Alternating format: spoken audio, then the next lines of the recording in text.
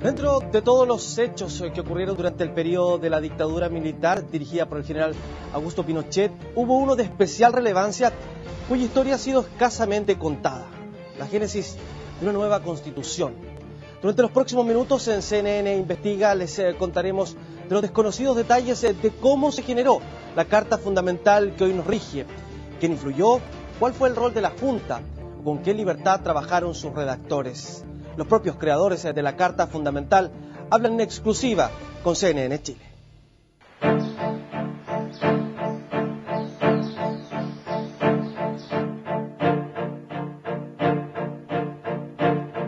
No podemos nosotros aceptar plazas ni parlamentos, que significa diálogo, significa debilidad. Mientras la Moneda era bombardeada el 11 de septiembre de 1973, a solo cuadras, la sede del entonces Congreso Nacional permanecía indemne. Pero a partir de entonces, este sería el escenario donde se diseñaría la nueva arquitectura institucional del país. Una que, independiente de las diversas opiniones, cambiaría el rostro de la sociedad chilena, lo que para algunos merece el nombre de revolución. La intervención militar del 11 de septiembre de 1973 es la más violenta, la más cruenta, la más profunda, la más fundacional de todas las intervenciones militares que registra la historia de Chile y debe figurar entre las más revolucionarias de América Latina. La Junta Militar, presidida por el general Augusto Pinochet, se propuso desde un comienzo un cambio de rumbo absoluto: girar el destino del país hacia un camino que supuestamente se había abandonado. Inmediatamente asumía la Junta de Gobierno, el gobierno hizo una declaración, la Junta, de que ella quería restituir la antigua democracia chilena. Las aspiraciones del nuevo régimen exigían un cambio en las reglas básicas que regulaban hasta entonces la vida social y política. En medio de la persecución y las violaciones a los derechos humanos que se registraban en el país en 1973, la conformación de un equipo de juristas no llamó mayormente la atención. Y el 18 de septiembre, me acuerdo, llegaron a la casa un grupo de militares, con casco todavía, a decirme, mire, lo convían a una reunión al Ministerio de Defensa. Fuimos al Ministerio de Defensa y estaba Hernán Lee, estaba Gustavo Lee. Nos recibió. A mí no me extrañó, porque yo había conversado con su hermano el tema. Gustavo Lee, comandante en jefe de la Fuerza Aérea y miembro de la Junta Militar de Gobierno, fue el encargado de reclutar al grupo de profesores universitarios que daría origen a una nueva constitución. Una que debía dejar atrás la de 1925 y consagrar los principios del nuevo régimen. Entre los convocados para esa tarea figuraba un conocido abogado radical. Como había estado en sitio y uno no podía movilizarse por sus propios medios, me fueron a buscar en un jeep de la Fuerza Aérea. Así llegué donde Gustavo Lee. Aquella reunión en el Ministerio de Defensa se inició con el discurso del general Gustavo Lee. Me sorprendió enormemente el exordio con que Lee dio comienzo a la reunión. Él dijo, y lo recuerdo como si fuera hoy: nadie está más sorprendido de encontrarse en este lugar que yo vine, porque yo fui siempre contrario a los golpes militares y enemigo declarado de los militares golpistas. Pero un diagnóstico compartido con el resto de los miembros de la Junta habría animado al jefe de la Fuerza Aérea. Los mecanismos utilizados por el presidente Salvador Allende para avanzar en su vía chilena al socialismo debían ser extirpados. El discurso inaugural pronunciado por Lee lo dejó en claro. Quiero que se introduzcan las modificaciones que sean necesarias para darle al proceso político chileno la expedición necesaria que evite la repetición de los abusos en que incurrió el gobierno de Allende, principalmente a través de los llamados resquicios legales. Era la reacción de las Fuerzas Armadas a un experimento socialista fuertemente criticado por una parte de la sociedad. Porque Chile vivía una situación revolucionaria y contrarrevolucionaria, incluyendo, ¿no es cierto?, actos de violencia, muertos y sobrepasamiento del Estado de Derecho. Eso es un hecho históricamente demostrado y constatado. Aparte de Sergio Díez y Jorge Ovalle, la comisión quedó conformada por los profesores de la Universidad Católica Jaime Guzmán, Enrique Evans y Alejandro Silva Bascuñán. También se incorporaron los abogados Enrique Ortúzar, Alicia Romo y Gustavo Lorca. En ese momento yo le dije a Gustavo Lorca: nosotros no vamos a hacer una constitución para que después ustedes la encuentren mala. Lo primero que vamos a hacerle es mandarle un memorándum acerca de las ideas nuestras y de los objetivos que debiera tener la Constitución. La prohibición de las doctrinas marxistas, la protección de la propiedad privada, la incorporación de la segunda vuelta en las elecciones presidenciales y el aumento de las mayorías requeridas para modificar la Constitución fueron algunas de las ideas fundamentales que presentó la comisión a la Junta de Gobierno. Pinochet fue a la comisión una vez, creo, o dos en todo el tiempo, y dijo: hemos leído el memorándum y yo estoy de acuerdo con las ideas fundamentales. El 24 de septiembre de 1973, en los días más álgidos del nuevo régimen, comenzó a operar la comisión. Los salones del a esa altura clausurado Congreso Nacional sirvieron para debatir las normas básicas que regularían a Chile en gran parte hasta nuestros días. Se produjeron algunas diferencias y algunas fueron fundamentales.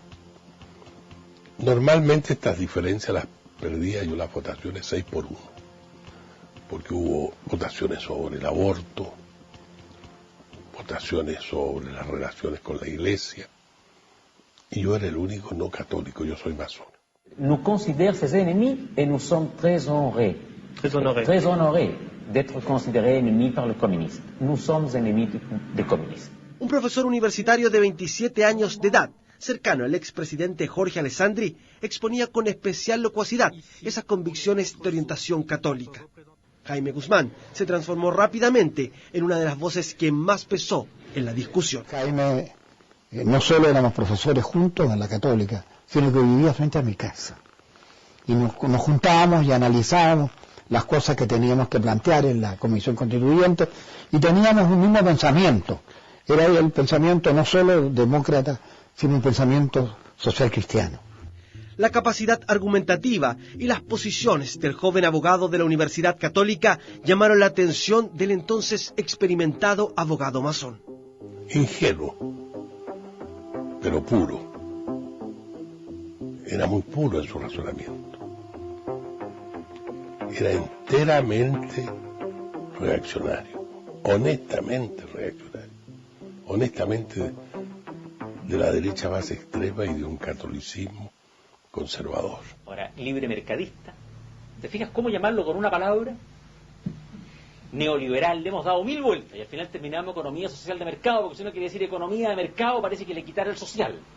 Y eso parece que es muy grave. Las diferencias valóricas entre Jaime Guzmán y Jorge Ovalle fueron frecuentes. Una anécdota en plena discusión sobre el aborto ilustra parte de esas distintas miradas. Y naturalmente repudiaba toda forma de aborto. Ya no solo el aborto terapéutico, ni aquel destinado a salvar a la madre en caso de peligro de su vida, ni el de menos nada. Yo le pedí mi interrupción. No grababa. Le insistí, seguí. Al final, aburrido, era muy paciente, y en realidad conmigo tenía mucha paciencia. Al final, mira, ¿qué quieres decir? Mira, Jaime, quiero decirte una sola cosa muy simple. Se advierte que tú nunca has sufrido las angustias de un atraso. Solo Guzmán. No sabía discutir con rotos radicales. No sabía de esta cosa humana, de estas tentaciones humanas, no sé si las conocía. Estaba entregado a la cátedra, al desempeño de su cargo, a la asesoría del gobierno. Mientras en Chile la DINA y otros organismos de seguridad llevaban a cabo torturas y ejecuciones políticas, la comisión se mantenía ajena a esos hechos y paradojalmente discutía sobre derechos humanos. Pero avanzada la discusión, se llegó hasta el artículo más polémico y criticado de la Carta Fundamental. La comisión acordó una norma que indirectamente proscribía al Partido Comunista. con la que se declaraba ilegal toda doctrina que fomentara la lucha de clases. Yo dije, esta disposición es cavernaria. Ni un Estado salvaje la aprobaría.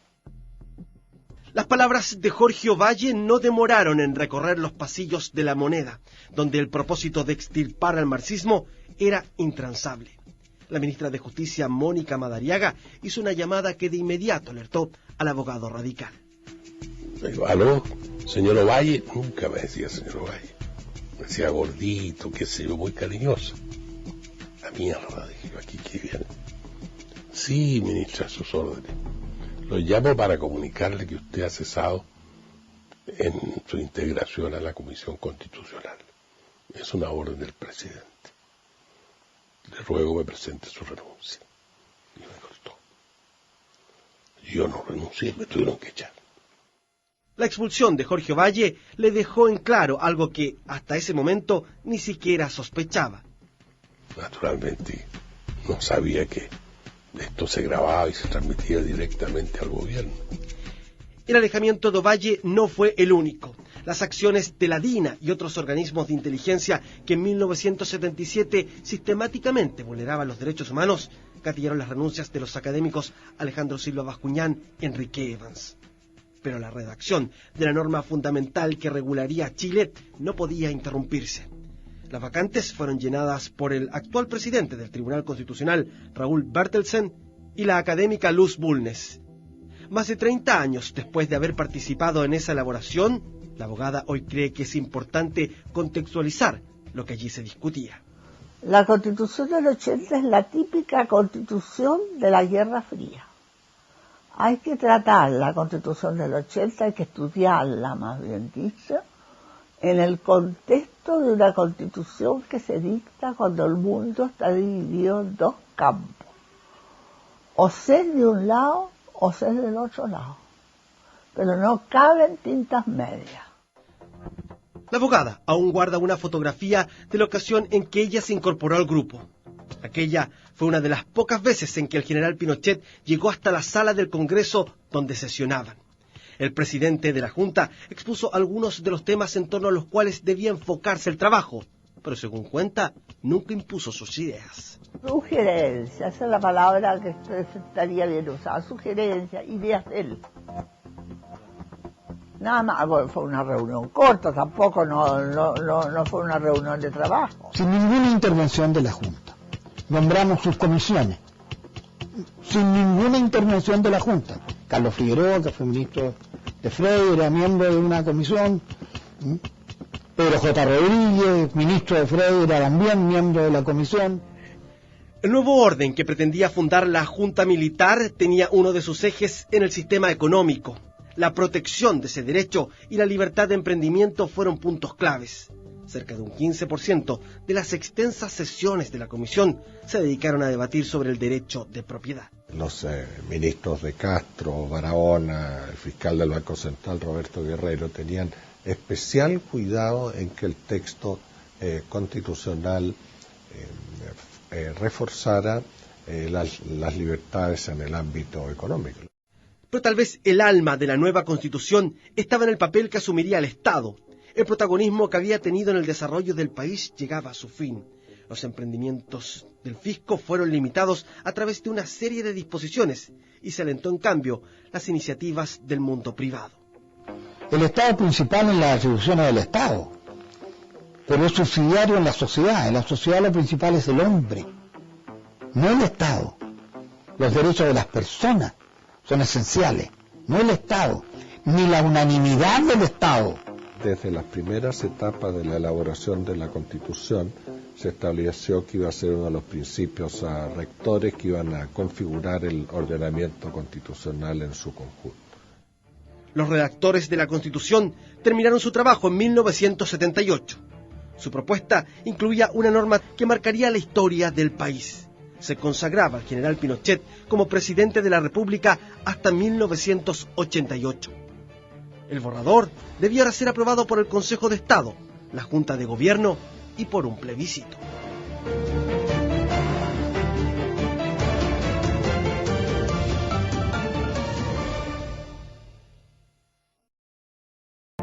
Aparte de Jorge Ovalle, el resto de los redactores de la Constitución que entrevistamos manifestó que su trabajo se realizó con libertad, sin presiones del general Pinochet.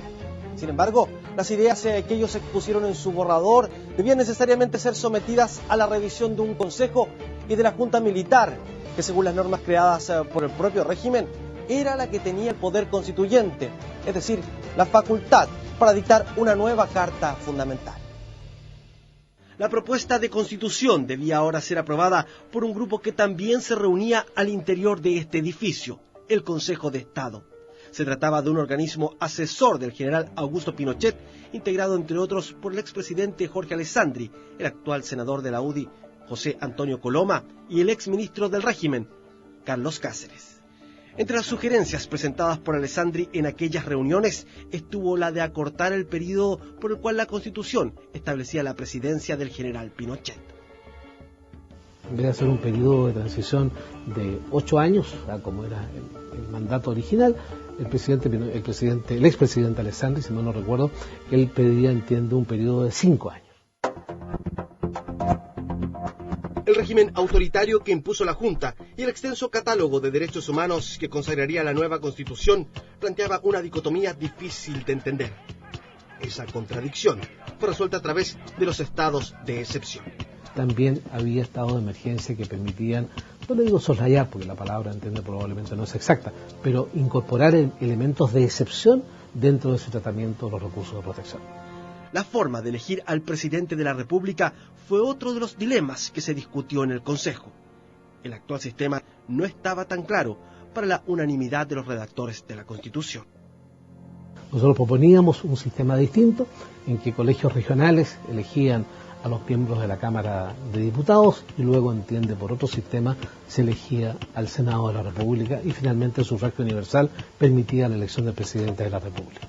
Finalmente, el presidente Pinochet optó por el informe de mayoría y quedó de esa forma establecido que era el sistema de sufragio universal el que era válido para elegir a todas las autoridades de la República, que es lo que ha funcionado hasta el día de hoy. Tras su paso por la Comisión y el Consejo de Estado, el borrador de la Carta Fundamental debía ser aprobado por la Junta Militar. Los generales Augusto Pinochet, César Mendoza, Fernando Matei y el almirante José Toribio Merino no hicieron mayores cambios al texto que les fue entregado. Su aprobación final se jugaría en un plebiscito. Los chilenos fueron convocados a las urnas para el 11 de septiembre de 1980. ¿Alguien quiere acaso volver al desabastecimiento que existió en el gobierno anterior? Para que todos podamos seguir desenvolviéndonos en cualquier parte sin peligro. Sí, a la Constitución de la libertad. El procedimiento plebiscitario suponía darle legitimidad a la nueva Constitución, pero las condiciones en que se desarrolló la consulta no estuvieron a la altura. No había en realidad seriedades para el plebiscito, no había tampoco tribunal calificador del mismo. Con los aparatos de seguridad interna desplegados y con serias violaciones a los derechos humanos en curso, el plebiscito se desarrolló sin los mínimos estándares de un proceso eleccionario. El poder lo tenían los militares. Había una oposición muy reprimida y por lo tanto no había ninguna posibilidad de que se cambiaran las circunstancias. La transparencia del proceso difícilmente podía ser cuestionada por las vías oficiales. El expresidente Ricardo Lagos recuerda una anécdota protagonizada por su mujer, donde se refleja el ambiente de la jornada. Se dijo que el escrutinio iba a ser público. Bueno, mi mujer y su cuñada decidieron quedarse a mirar ahí por donde fueron a votar. A la media hora las pillaron y las hicieron circular. Le dijeron que volvieran a las 4 de la tarde. Volvieron a las 4 de la tarde, no las dejaron entrar. Y cuando se planteó todo esto dijeron que no, que esto era para gente honorable. 3 décadas después de aquel plebiscito han surgido nuevos testimonios que exponen la falta de transparencia de la consulta. El exministro del régimen, Carlos Cáceres, considera que un elemento en particular desató las críticas. Y por lo tanto se acusó, ¿no es cierto?, de una, quote, comillas, una ilegitimidad en la generación de la Constitución Política del año 1980, porque la votación no tenía contemplado previamente los registros electorales, y eso daba lugar a que gente pudiera haber votado varias veces sin que nadie hubiese podido controlar ese proceso. A pesar de las críticas, la opción sí se impuso con un 67% de los votos. Era un sí al general Pinochet como presidente de la República por un periodo de 8 años y un sí a la nueva Carta Fundamental. La Constitución de 1980 es un instrumento auténticamente chileno que responde a la tradición e idiosincrasia nacional. La regionalización impulsada por el presidente Pinochet buscó desburocratizar y descentralizar la administración pública para transformarla en un instrumento eficiente. Y hoy día entiende que esa Constitución establece un régimen democrático. Y un régimen democrático en su doble acepción, que a mi juicio es extremadamente importante. La democracia como forma de gobierno y la democracia como forma de vida. La nueva Constitución no solo transformó al general Pinochet en presidente, sino que permitía que transcurridos los siguientes 8 años, prorrogara su mandato por igual periodo de tiempo. Para definir esa extensión, era necesario que convocara a un nuevo plebiscito en 1988. La oposición centró sus esperanzas en esa nueva consulta, pero temían que si la falta de transparencia se repetía en el nuevo proceso plebiscitario, la Junta volvería a ganar. Los derechos humanos, ya saben para lo que... Esas garantías debían ser analizadas por un tribunal compuesto por 7 integrantes, nombrados por el propio régimen militar. Un fallo dividido e inesperado cambió el rumbo de esa consulta y tal vez del país. Y en pleno gobierno de Pinochet, el Tribunal Constitucional, formado por 7 integrantes designados por ellos mismos, determinó que no podía llevarse adelante un proceso electoral sin la existencia de un tribunal calificador ni de registros electorales. 4 votos contra 3. El Tribunal Constitucional se transformaba en un importante facilitador de la transición de la dictadura a la democracia. Sucesivos fallos pronunciados en pleno régimen militar entregaron las garantías que la oposición esperaba. Que se hiciera con partidos políticos, elecciones libres, un tribunal calificador independiente, prensa libre e informada, partido político funcionando y sin estar el país bajo estado de sitio o estado de excepción.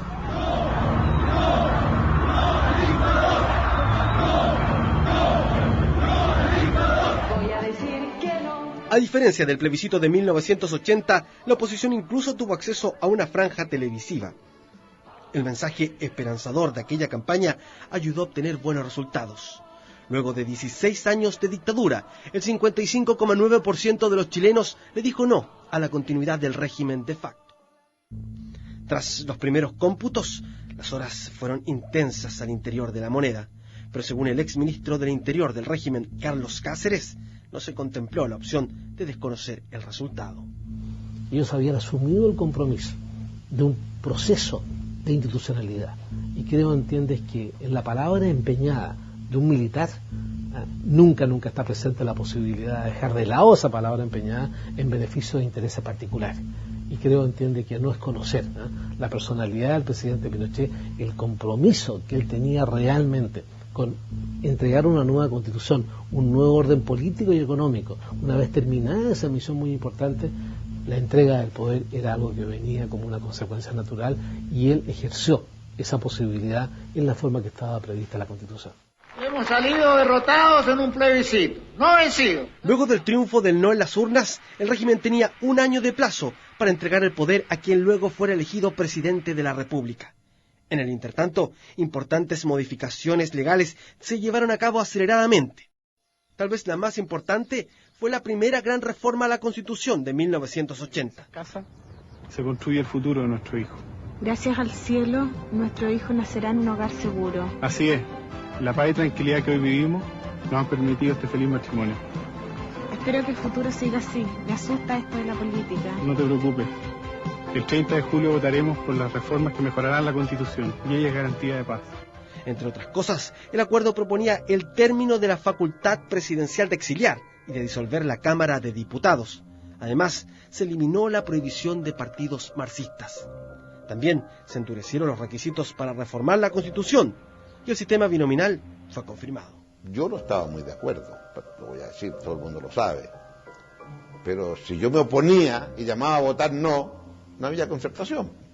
La principal crítica del entonces líder del Partido por la Democracia era el sistema binominal, también la de otras figuras de la concertación, pero un compromiso de palabra calmó aquellas aprensiones. Empecé a preguntar, ¿qué garantías tenemos? Entonces, el acuerdo era, no importa, en la primera vez que se reunió el Parlamento, renovación más concertación, tenemos los votos para cambiar el binominal. Hasta el día de hoy estamos esperando que se cumpla el acuerdo. Un 85,7% de los votos aprobó la reforma en julio de 1989, pero para muchos ese plebiscito significó más que cambios a la Constitución. Las condiciones en que se llevó a cabo, la participación ciudadana y la contundencia de los resultados entregó algo de legitimidad a la Carta Fundamental. El régimen también se hizo una importante lectura. La conversación con los partidos de la concertación nos llevó a todos a la conclusión que lo mejor para el país era sin lugar a duda una transición pacífica, una entrega del poder pacífico. No era un proceso revolucionario, no era la interrupción de un proceso, era simplemente el seguimiento por una nueva vía, ahora de una vuelta a la plenitud de la democracia. El retorno a la democracia avivó las expectativas en torno a qué sucedería con la Carta Fundamental ideada en el periodo de la dictadura. La concertación debía jugar con esas reglas, y ese juego no era fácil.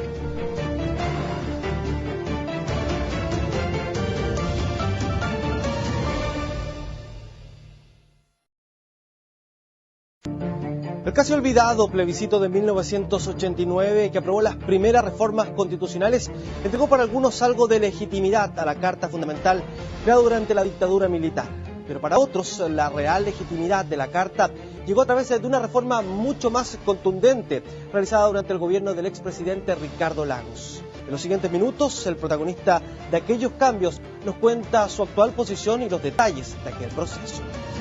A 40 años de haberse integrado a la comisión que sentó las bases de la Carta Fundamental, el abogado Jorge Ovalle revela una teoría propia.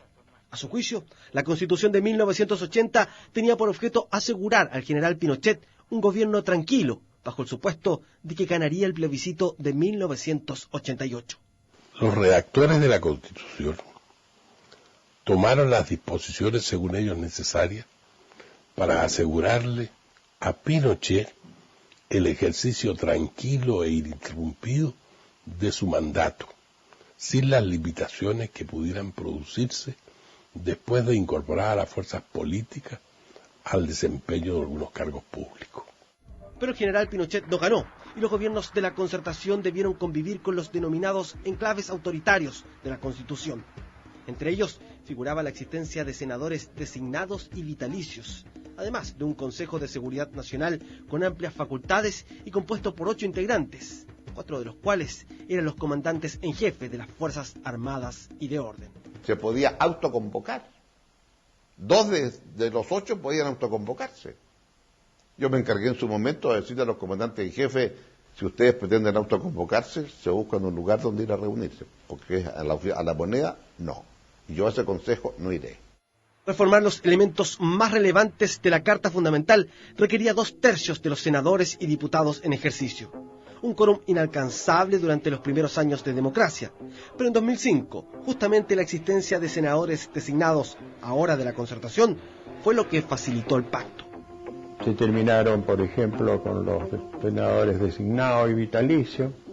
El Consejo de Seguridad Nacional, que era un Estado dentro del Estado, quedó reducido prácticamente a un órgano que no tiene ninguna capacidad decisoria. Se redujo el periodo presidencial de 6 años a 4. Se bajaron las exigencias de edad para ser parlamentario y presidente. En total, hubo 54 reformas. Fue el cambio más trascendental que se ha realizado a la Constitución de 1980. Pero uno de los elementos más controvertidos de la Carta Fundamental se mantuvo. ¿Cuál fue la única cosa que no pudimos cambiar? El binominal. Tras la reforma, la firma del general Augusto Pinochet fue reemplazada por la del presidente Ricardo Lagos. Pero para poner su rúbrica, el mandatario exigió que el sistema binominal no figurara en el texto. El sistema se mantuvo. solo que desde entonces, en vez de regularse en la Constitución, aparece en una ley, cuya modificación exige el mismo quórum de una reforma constitucional. Y eso es lo que me permitió decir, esta Constitución tiene y pasa el test democrático. No tiene todo lo que yo quisiera. El Estado sigue siendo subsidiario, pero no había espacio para lo otro. La gente no se acuerda de las palabras de Lago. Las dijo, por fin Chile llegó a una constitución democrática que nos une, nos felicitó a todos, le agradeció a todos los partidos. Y esto fue ayer, en 2005, para una evolución constitucional. Es ayer. Esa misma persona nos viene a decir hoy día, no. La permanencia del sistema electoral, que tiende a equiparar las fuerzas de la primera y segunda mayoría, ha sido históricamente defendida por los partidos de la Alianza como garante de los consensos y la estabilidad política. El punto es que la Constitución, ¿qué es lo que buscó? Que se formaran grandes bloques. ¿Por qué? Porque uno de los problemas, y esto no lo digo yo, lo decían todas las personas de distintos transversalmente que habían tenido responsabilidad pública, es que el sistema electoral anterior chileno, que era ultraproporcional, generó el multipartidismo, generó un problema de desencuentro. Para este miembro de la comisión que elaboró la Carta Fundamental, los efectos del actual sistema de elección parlamentaria no solo atentan contra el gobierno de las mayorías, sino que es uno de los principales legados del régimen militar. En Chile, a raíz de esto, Pinochet sigue vigente. No existe en Chile una democracia en el buen sentido del término. El gobierno de la mayoría dentro del Estado de Derecho.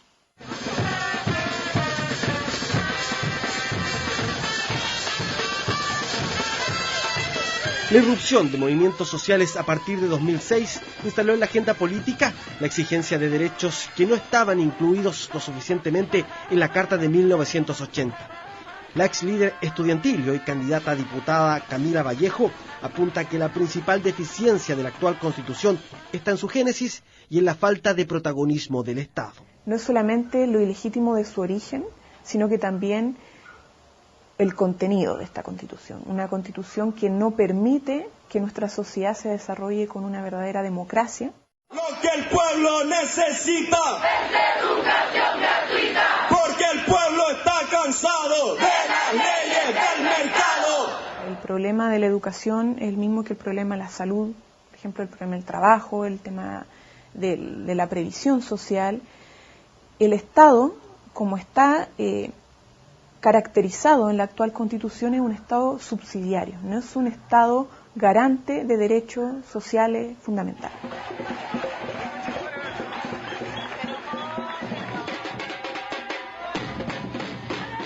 Y eso es lo que yo veo en este momento, que es una cosa como contradictoria. Que los muchachos que están en segundo año de humanidades sean partidarios de la nacionalización de la riqueza, sean partidarios de la Asamblea Constituyente, no entienden nada todavía. Y no entienden nada no por falta de inteligencia, sino porque no han recibido ni la cultura de la experiencia, ni la cultura de la ciencia. Entre los actores sociales que exigen una nueva Constitución, hay uno que la tomó como su principal bandera, el movimiento por la Asamblea Constituyente. La colectividad, dirigida por el sociólogo Gustavo Ruz, se aventuró incluso con una precandidatura presidencial. Y aunque el profesional finalmente bajó esa candidatura, se aprovechó de difundir su idea. ¿Por qué los chilenos tenemos que aceptar una constitución hecha para el dinero, para el gran capital, para el becerro de oro? ¿Por qué tenemos una constitución que le da privilegio al capital extranjero sobre el empresario nacional? ¿Por qué tenemos que aceptar una constitución que considera a las Fuerzas Armadas un poder dentro del Estado dentro del Estado y que ignora, omite los derechos de la mujer, de los adultos mayores, de los niños, de la naturaleza, de nuestros lagos, de nuestras nieves, de nuestro océano? El reconocimiento constitucional de las etnias, una mayor protección a la salud y educación gratuita son elementos coincidentes entre quienes exigen una nueva Carta Fundamental. También un mayor protagonismo del Estado en las soluciones que demanda la ciudadanía. Hoy no hemos podido cambiar que el Estado subsidiario dice la Constitución. Pero después de la crisis internacional que tenemos, donde quedó demostrado que no hay autorregulación financiera, ¿no? Yo siempre tengo una preocupación, que la concertación no se ha dado cuenta del cambio del mundo. está viviendo la política chilena de los años 60 o 70. La adaptación de la Carta Fundamental a la nueva realidad parece no estar en discusión. La incógnita radica en la profundidad de los cambios y en quién debe decidirlos, si el Parlamento o una asamblea constituyente.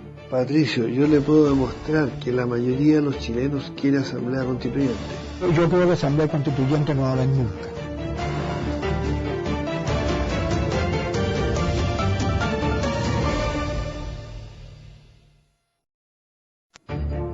Los cuestionamientos a la Constitución de 1980 han generado un debate no solo respecto a su legitimidad y a la posibilidad de crear una nueva Carta Fundamental, también sobre cuál es la vía más adecuada para realizar un cambio de tal magnitud.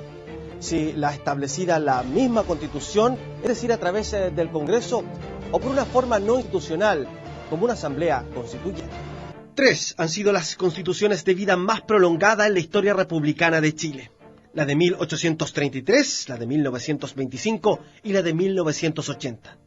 Ninguna de ellas ha surgido en momentos pacíficos. Siempre han sido precedidas por un acto de fuerza protagonizado por el ejército. En el caso de la de Portales hubo una guerra civil entre el bando más conservador o pelucón que lo apoyaba él y un bando más liberal. Gana el bando conservador y transforman el régimen político dictando una nueva constitución. Tras los episodios surgió la Carta de 1833, que con sucesivas modificaciones reguló las instituciones chilenas por casi un siglo. Cuando se acercaba 1924, la deficiente respuesta de las autoridades ante las crecientes demandas sociales gatilló reacciones potentes de algunos caudillos. No hubo respuestas concretas hasta que en las graderías del Congreso se dejaron sonar los sables de uno de los grupos en ese entonces más postergados, los militares. Y entonces terminaron el 11 de septiembre de 1924 con un golpe militar que cerró el Congreso y que provocó en gran parte que el presidente Arturo Alessandri, como dije, se viera forzado a abandonar el país. Una de las exigencias de los militares golpistas era que se reformara la Constitución a través de una constituyente. Tras un breve autoexilio en Roma, el presidente Arturo Alessandri fue llamado por los militares para que retomara el poder y liderara la creación de una nueva constitución. La urgencia con que se exigían los cambios impidió que León de Tarapacá convocara una asamblea constituyente. En cambio, él mismo designó el grupo que redactaría el texto.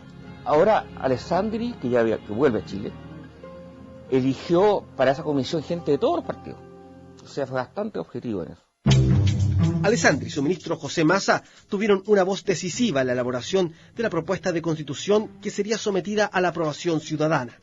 En un plebiscito con papeletas de colores, la Carta Fundamental de 1925 fue aprobada.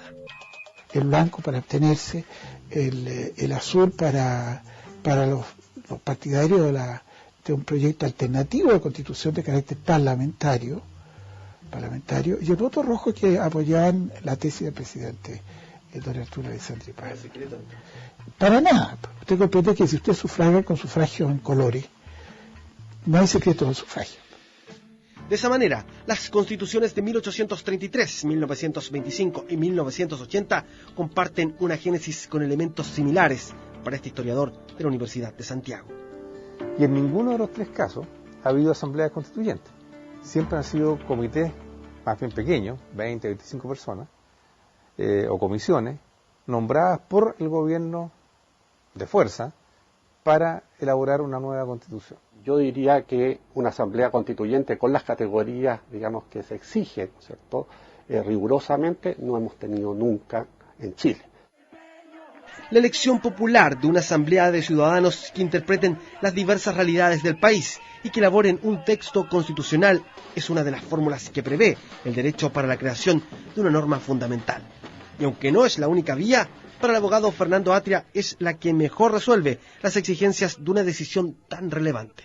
Si se trata de una decisión que sea lo más democrática posible, lo más participativa, lo más representativa, lo más igualitaria, etcétera, bueno, ¿cómo se hace una decisión que sea lo más representativa, lo más participativa, lo más igualitaria, lo más democrática que sea? Bueno, decisión por asamblea. En el marco de la Constitución actualmente vigente, la vía de la Asamblea Constituyente supone una ruptura institucional. no respeta el sistema imperante, pues su objetivo es fundar uno nuevo.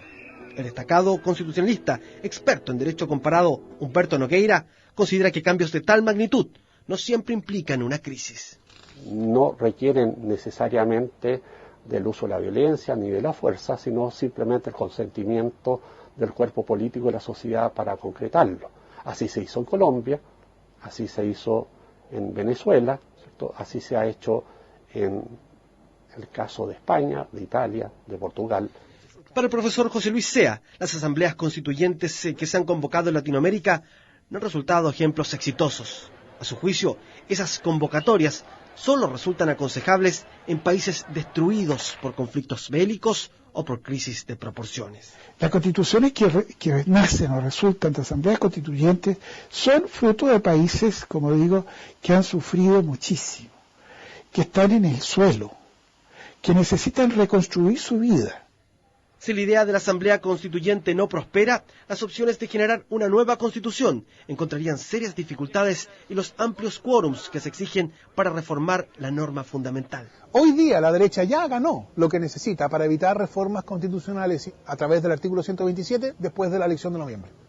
No necesitamos esperar la elección, sabemos lo que va a pasar, porque dado el sistema binominal y dado la reforma, la modificación parcial del Senado, etcétera, hoy sabemos que no va a haber mayoría para reformar la Constitución como resultado de esta elección. El Congreso efectivamente podría modificar completamente el texto, con las limitaciones obviamente de los quórums que establece la Constitución, de 2/3 o 3/5 según la materia, pero no tiene limitación alguna para aprobar cualquier reforma. De hecho, si uno revisa el texto constitucional, salvo el capítulo del Banco Central, la totalidad de los capítulos han sido modificados en el actual texto. La Constitución generada durante el régimen militar ya ha sido objeto de cerca de 300 modificaciones. Es la que más cambios ha sufrido en la historia chilena. Pero la discusión en torno a su continuidad o reemplazo es un tema en el que los bloques políticos de hoy aún no se ponen de acuerdo. El tema no es una asamblea constituyente, sí o no. ¿Podemos comenzar a discutir un acuerdo constitucional con una hoja en blanco? Vale decir, nos tenemos que poner de acuerdo. Se puede mejorar, obvio, no lo que fue bueno hace 30 años puede seguir siendo bueno para siempre. Pero yo no perdería nunca esa óptica. Si hoy día Chile es un ejemplo respecto de todos los países latinoamericanos en materia de estabilidad, insisto, política, económica, social, es porque había normas que funcionaron bien. 6 de los 9 candidatos presidenciales han propuesto una nueva constitución política. Si se opta por la vía de la Asamblea Constituyente, el país se enfrentará a una situación inédita en su historia y los actores sociales tendrán un papel central. Si se escoge la vía de los mecanismos establecidos en la propia Carta Fundamental, será necesario contar con elevados quórums, lo que a juicio de algunos ha dado estabilidad al país, pero para otros ha constituido una trampa que ha impedido las transformaciones que el país requiere.